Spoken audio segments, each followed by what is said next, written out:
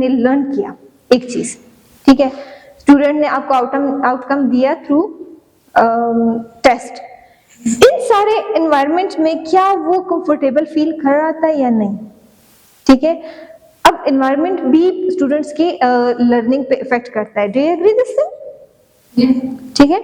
तो ये सारी चीजें हमारे पास लाजमी होनी चाहिए कि एक एनवायरनमेंट हम अपने ऑब्जेक्टिव्स इतने क्लियर रखें कि मैं जो टीच कर रही हूँ दैट शुड बी इफेक्टिव, मैं जो स्टूडेंट लर्न करना है that should be learn by them, ठीक है, वो इतना इजीली लर्न कर सके कि मुझे दोबारा पढ़ने की या उसको दोबारा पढ़ने की जरूरत ना पेश आए।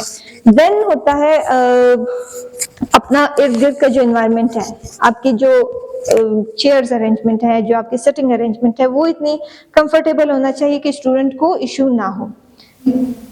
और इसके अलावा आपके जो टेस्ट का जो ड्यूरेशन है वो इतना लॉन्ग हो कि फेड अप हो जाए और ना ही इतना शॉर्ट हो। लास्ट टाइम जब मैं सर्च कर रही थी उसमें मैंने देखा कि 9 आवर्स का एक टेस्ट होता है साउथ कोरिया में, 9 आवर्स का। Have you ever listen? No? तो आप कंसिडर करो, हम 3 घंटे इतने टाइम में उनको क्लियरली जज करते हैं का बिहेवियर, उनका मेंटल, उनका फिजिक, ठीक है।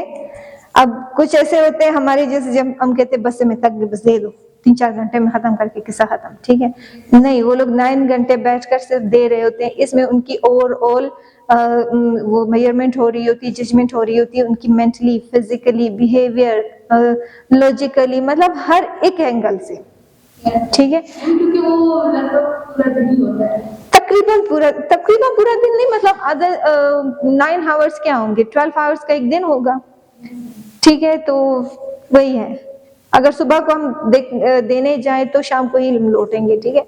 तो इस तरह हम नहीं कर सकते। ये हो उनका स्टेमिना जो हो रहा है वो इसलिए हो रहा है क्योंकि उनकी जो बेस है वो इतनी अच्छी बनी होती है कि वो इजीली वो टेस्ट अटेम्प्ट कर लेते हैं, ठीक है। देन आप हमारे पास आ जाता है डिफरेंस, ठीक है। हमारे पास जो टेस्ट की जो कंस्ट्रक्शन होती है वो हर टेस्ट में डिफरेंट होना चाहिए।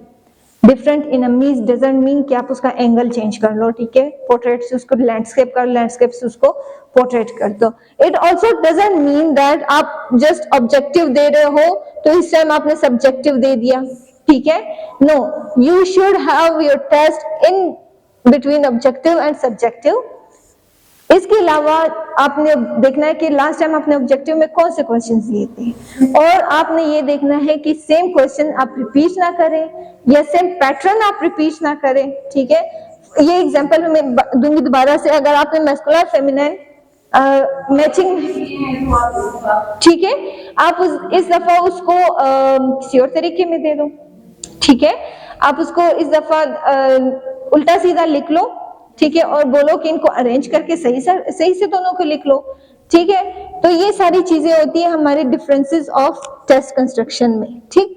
आज हमने qualities of a good test भी पढ़ लिया। तो ये रहा हमारा आज का लेक्चर, जो कि हाफ लास्ट लेक्चर से कनेक्टेड था, और आज का और नेक्स्ट हमारा न्यू लेक्चर था, ठीक।